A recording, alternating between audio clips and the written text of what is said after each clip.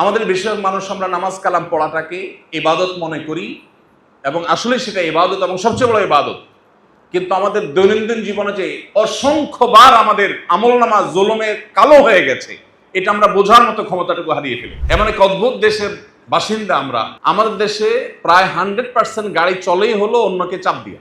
কি বলেন, ঠিক না বেঠিক? রিক্সা হোক, প্রাইভেট কার হোক, বাস হোক, যাই হোক, গাড়ি চলার নিয়মই হলো কি দিয়া? চাপ দিতে হবে। চাপ নিতে আপনি যেতে পারবেন না। মানে আপনি কল্লা ঠেলে দেন, বাকিদের পথ রুদ্ধ করে দেন, এবার তার কি ইমার্জেন্সি, তার কি রাইট আছে না আছে এসব দেখা দেখি নাই। কল্লা ঢুকাই দেন, আপনি চলে যাবেন। কল্লা ঢুকে দেন না, আপনি বসে থাকবেন। ভাইরা আমার, মাঝে মধ্যে চিন্তা হয়, এত মুসলমানের দেশ, নামে মুসলমান, নবী করিম সাল্লাল্লাহু আলাইহি ওয়াসাল্লামের প্রতি কি অবমাননা করলে আমাদের অনেক কষ্ট হয়, হওয়া স্বাভাবিক, হওয়া উচিত, এবং তার অবমাননার পথ বন্ধ করা দরকার। কিন্তু আমরা যে প্রতি মুহূর্তে নবী সাল্লাল্লাহু আলাইহি ওয়াসাল্লামের অনুসারী দাবি করে প্রতি মুহূর্তে যে তার আদর্শের পরিপন্থী কাজ করছি, এটাও তো নবী সাল্লাল্লাহু আলাইহি ওয়াসাল্লামকে একরকম অসম্মান করে। আল্লাহ তাআলা আমাদের সবাইকে নবীজির ইনসাফের সুন্নাহকে আমাদের জীবনে বাস্তবায়ন করার তৌফিক দান করুন। শত সহস্র ঘটনা নবীজির জীবনে আছে, যে ঘটনাগুলো স্পষ্ট করে যে তিনি মানুষের অধিকারের ব্যাপারে যতটা সচেতন ছিলেন। মানবাধিকারের ধ্বজাধারীরা মানবাধিকার প্রতিষ্ঠান নাম দিয়ে মানবাধিকার ধ্বংসের যে সমস্ত পায়তারা করছে, এই সমাজে নবী সাল্লাল্লাহু আলাইহি সাল্লামের মানুষের অধিকার আদায়ের ব্যাপারে তার যে সচেতনতা ছিল, তার যে দায়িত্বশীলতা ছিল, তার যে ভূমিকা ছিল, সেটা সবচেয়ে বেশি প্রাসঙ্গিক এবং সবচেয়ে বেশি অনুসরণ করা প্রয়োজন। একবার নবীজির কাছে এক বাটি দুধ আসলো হাদিয়া হিসাবে। তিনি বসা ছিলেন, তার ডানে এবং বামে দুই ধারে সাহাবীরা বসা ছিলেন। নবী সাল্লাল্লাহু আলাইহি সাল্লামকে আল্লাহ তাআলার নির্দেশ, যে কোনো ভালো কাজকে ডানকে অগ্রাধিকার দেওয়া, বন্টন করার ক্ষেত্রে ডান থেকে বন্টন করা, এটা সুন্নাত। ইন্নাল্লাহা ইউহিব্বুত তায়াম্মুনা ফি কুল্লি শাই। প্রত্যেক ক্ষেত্রে আল্লাহ তাআলা ভালো কাজের ক্ষেত্রে ডান থেকে স্টার্ট করা আল্লাহ পছন্দ করেন। তো নবী সাল্লাল্লাহু আলাইহি ওয়াসাল্লামের কাছে যখন দুধের বাটি আসলো, তার ডান পাশে ছিলেন একজন জুনিয়র সাহাবী, বয়স কম,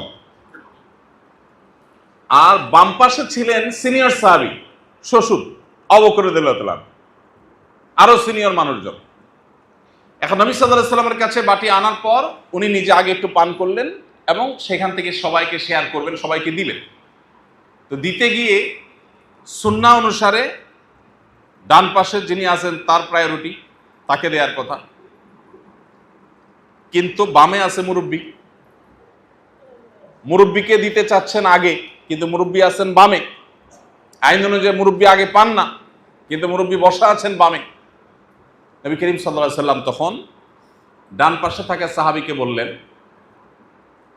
তোমার রাইট, তুমি যদি পারমিশন দাও তাহলে আমি বাম পাশে থাকা মুরব্বীকে দিয়ে স্টার্ট করতে পারি, যদি তুমি পারমিশন দাও। আপনি চিন্তা করেন, নবী করিম সাল্লাল্লাহু আলাইহি সাল্লাম বাম পাশের লোককে নিজে থেকে যদি দিয়ে দিতেন, সাহাবীকে মানা করতেন? করতেন না।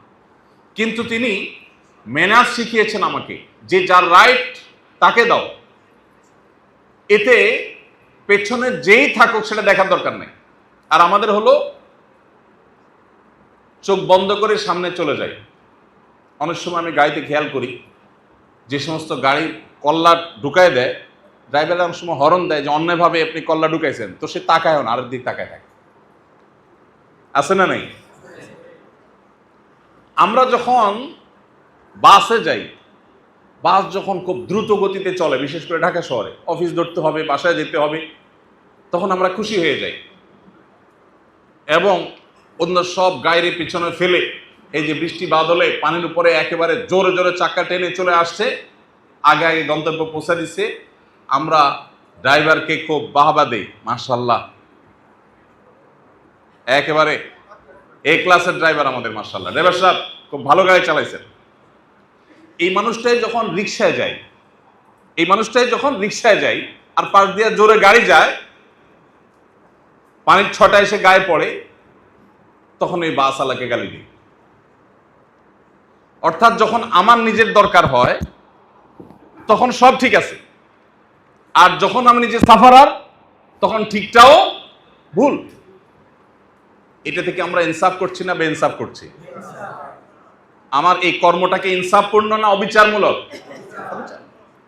একজন ইমানদার তিনি নবী সাল্লাল্লাহু আলাইহি সাল্লামের সুন্নাত এবং সিরাতকে অনুসরণ করতে হলে তার জীবনের প্রত্যেকটা ক্ষেত্রে তিনি চিন্তা করবেন, আমার এই কথা বলাটা, আমার এই কমেন্ট করাটা, আমার এই আচরণটা ইনসাফ হচ্ছে না বেইনসাফ হচ্ছে? সোশ্যাল মিডিয়াতে খুব বেশি অ্যাক্টিভ না আমি, এবং আমার মোবাইলে কোনো সোশ্যাল মিডিয়ার অ্যাপ নাই। আমার কম্পিউটারে নিউজ ফিডগুলো ব্লক করা আছে, চাইলেও সেগুলোতে ঢোকার স্কোপ নাই সময় বাঁচাবার জন্য। কিন্তু তারপরেও যেটুকু অ্যাক্টিভিটিস করতে হয়, যেটুকু অ্যাক্টিভ আমার থাকতে হয়, সেটুকু অ্যাক্টিভিটির আলোকে আমি জানি, এবং আমার চাইতে আপনারা কেউ কম জানেন না, সবাই ভালো করে জানেন যে আমাদের ফেসবুকের পাতায়, ইউটিউবের চ্যানেলগুলোতে কখনো ধর্মের নামে, কখনো রাজনীতির নামে, কখনো অন্য কিছুর নামে পরস্পরকে পরস্পর আঘাত করা, আক্রমণ করা, এই জিনিসটা আমাদের সমাজের একটা খুব স্বাভাবিক কালচারে পরিণত হয়ে গেছে না, যায় না? এমন ভাবে হয়েছে যে এক হুজুরের অনুসারী অন্য হুজুরের গোষ্ঠী উদ্ধার করতেছে, এটাকে সে দিনের খেদমত মনে করতেছে। ঠিক না ভাই? ঠিক। দিনের খেদমত মনে করে অন্য হুজুরের গোষ্ঠী উদ্ধার করতেছে, আছে না নাই? একজন ধরেন তিনি কোনো গুনাহ করেছেন, কিন্তু তার কমেন্ট বক্সে গিয়ে তার 14 গোষ্ঠীর দ্বারা গালিগালাজ করলাম, এটা কি ন্যায় না অন্যায়? যিনি অন্যায় করেছেন তাকে আমি অন্যায় থেকে বাধা দিতে পারি, বিরত থাকার আহ্বান করতে পারি, কিন্তু তাকে আমি গালমন্দ করতে পারি না। তাকে ঘিরে তার 14 গোষ্ঠী গালমন্দ করতে পারি, কিন্তু আমরা করি। এবং এক্ষেত্রে আমরা যে ইনসাফ থেকে সরে যাচ্ছি, অবিচার করছি, সেটা বোঝার মতো ক্ষমতা আমাদের বেশিরভাগ লোকের নাই। ভাইরা আমার, এভাবে আমি শত সহস্র জায়গা হয়তো দেখাতে পারবো যে আমাদের জীবনে আমরা ইনসাফ করছি না, অথচ আমাদের নবী সাল্লাল্লাহু আলাইহি সাল্লামের সিরাত, তার জীবন চরিত আমরা খুললে দেখি তার জীবনের একটি মুহূর্তের জন্য কোনো মানুষ ইনসাফের পরিপন্থী কোনো একটি ভূমিকা, একটি কাজ তার জীবনে কেউ কোনোদিন দেখাতে পারবে না।